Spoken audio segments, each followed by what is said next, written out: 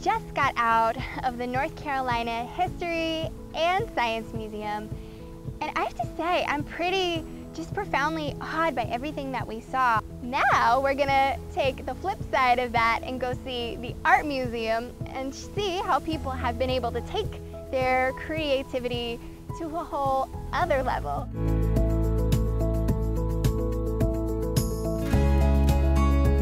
This has a great story. This is a work that the sculptor, Michael Richards, did as a sort of homage to the Tuskegee Airmen, who were a group of African Americans during World War II. They were pilots.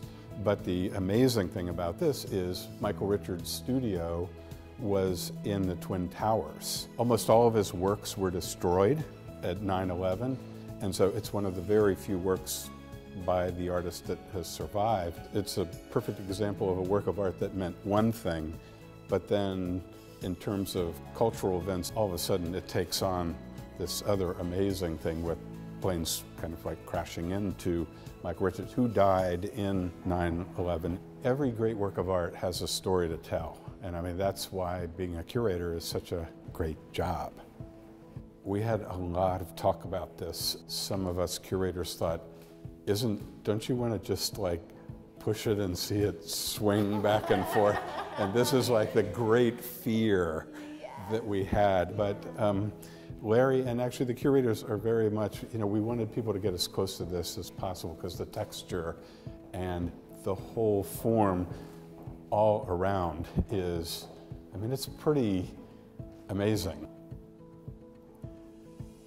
So, copper, bronze actually.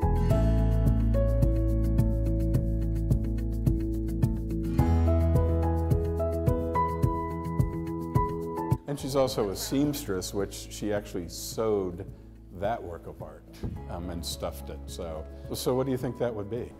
Maybe it's because I just came from the Science Museum, but I'm seeing a bug of sorts, actually, with the eyes. I feel a very strong connection to the earth with this because of the dirt that was used, but just the sense of how it almost looks like they're the fossil people in the past, but also the present. This is the Annunciation. Hail Mary, full of grace, the Lord is with you. This is when Christ is miraculously implanted in her womb.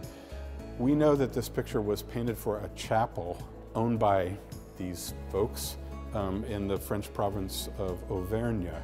And what's amazing is if you were in the chapel and you looked out the window on March 25th, 9 months before Christmas, this is exactly what you'd see. We've even identified some of the mountains here. And over here, these are prayers, and what she is praying for is that she would have a child. She has a girl. That girl marries a Medici. They have a child who comes back to France, and she is the mother of 3 French kings. It's more than a work of art. It's like a painted prayer. That was a pretty good prayer.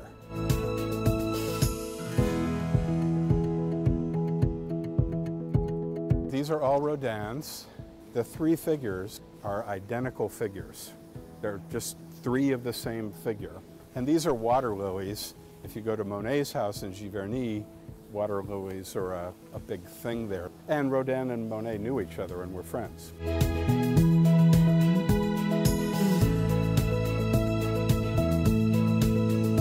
And this is the best collection of Rodin between Philadelphia, Washington, and California. A lot of times when you go see Rodin's in museums, they're all pushed up against the wall. But Rodin wanted you to see his works in 360 degrees. And so with 1 or 2 exceptions, you can see these in 3D, which are really amazing.